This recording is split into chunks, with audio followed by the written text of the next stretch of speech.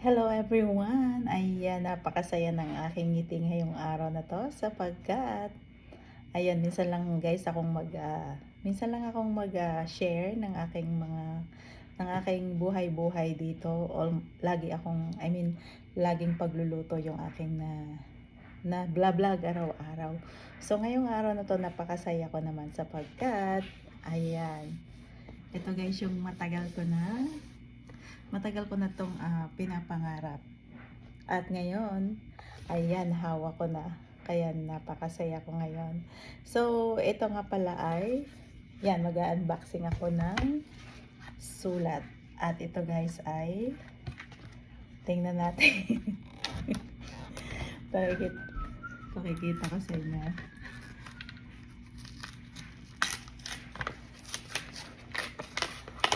At ito ay ang aking taran! Ayan guys, finally dumating na ang aking Canadian citizen passport. Napakasaya ko. Like, dumating ako dito ay 2011. So, 14 years. So, 14 years, ayan. Kasi February ako dumating dito, February 11. So ngayon ay March, eksakto. 14 years bago ako naging citizen. Actually, sana matagal na hindi ko pa talaga kumuha ng mag-apply tapos kumuha ng exam. Kasi dito bago ka mag-citizen, maraming requirements.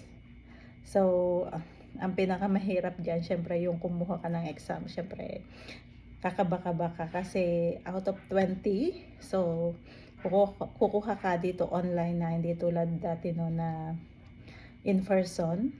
So ngayon nung kumuha kami ay online, so out of 20 kailangan maka 15 ka.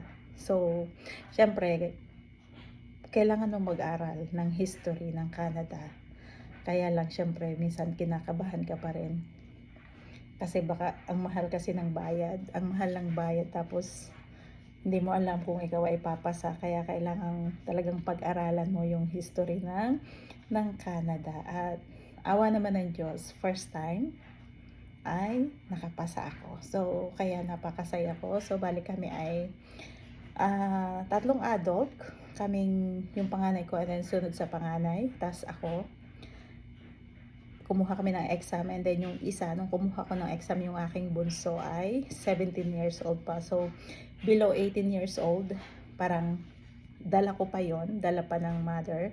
So, kapag kumuha ako ng exam, automatic yung below 18 years old ay automatic na pasa na rin. Hindi na niya kinakailangan kumuha ng exam. At yun nga guys, nung nakapasa ako, dire-diretso na. So, nag-apply na ako ng Canadian citizen passport. At eto na, napakasaya. So dalawa muna kaming nag-apply.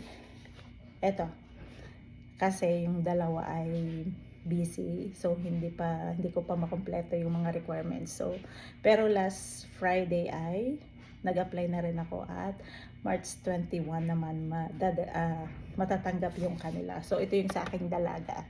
At ito naman ay yung akin. Ayan guys, o diba?